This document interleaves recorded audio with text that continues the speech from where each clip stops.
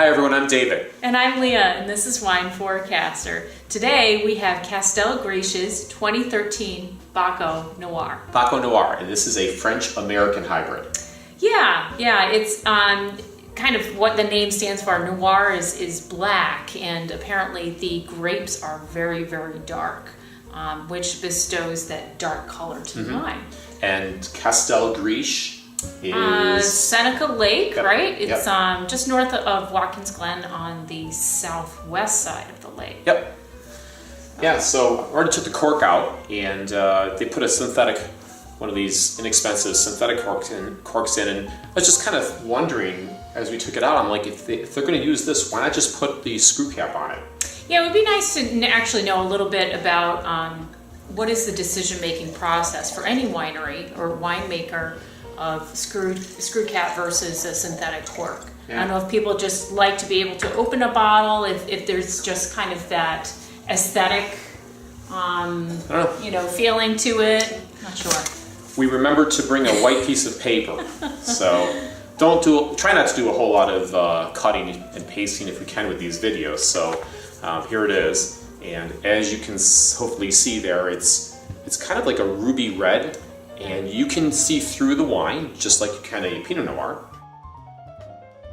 It's interesting with Baco Noir, this particular type of grape, apparently from what we read, if it's done really well, you can actually keep it for a while. It's certainly they had it in different areas, but you see a lot of it in the northern areas, the Great Lakes, for instance.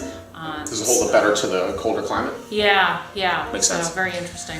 All right, so we're going to swirl this around a little bit and get the wine, get the legs going here, and help to open that wine up.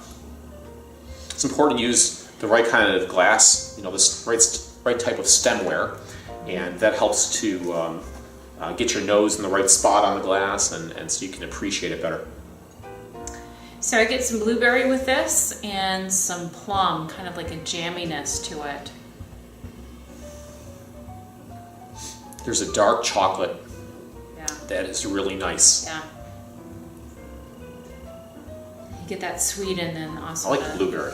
Yeah, you definitely get that with this. So this is like blueberries with chocolate drizzled all over it. That sounds good to me.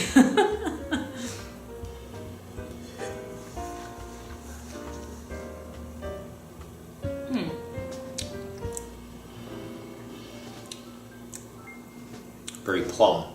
Yeah, it's very plummy. It's interesting. I went, because you get this initial sense of sweetness, and then it goes right to more of a dry, acidic type of, in the mid-palate. Yeah.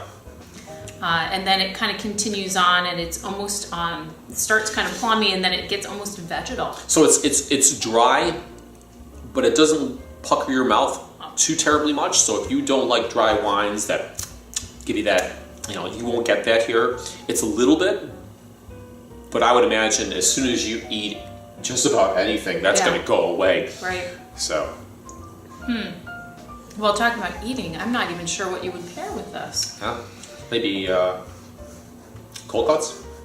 I think you need to have something that's going to stand up to things pretty well. Well, I was just thinking in terms of, if you had something with some, a little bit of like the meat component, the fat component might help to break out some of the, the tannin that I'm getting on my tongue and on my palate.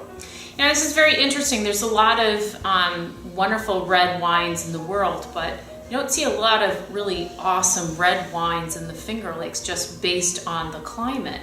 But this particular grape, what's great about it is that it's suited for the type of climate here in the Northeast. We've had Baco Noir before. We've done a couple reviews on our website, and I think this is pretty nice. Yeah, really nice actually. I think probably it might go actually pretty well, maybe with some gamey, meats, maybe pheasant, something in the early autumn. You could probably do that with some type of a fruit or berry component to it, like a compote or something like that, that's drizzled on it. I was even thinking of some type of a salad where you have a roasted meat and then you have some berries or something like that on there, a little balsamic vinegar. Making me hungry. Yeah. Castel Grisch, Boy, I visited them probably 15 years ago, and they've come a long way since that time. Yep. So make sure that you put it on your list of places to explore. They're kind of off the beaten path, again, just north of Watkins Glen. So try to include them on your next trip down to the Finger Lakes. The 2013 Baco Noir, you can look that one up on their website. And we also encourage you to explore our website for other reviews. I'm David. And I'm Leah. Thanks for joining us on Wine Forecaster.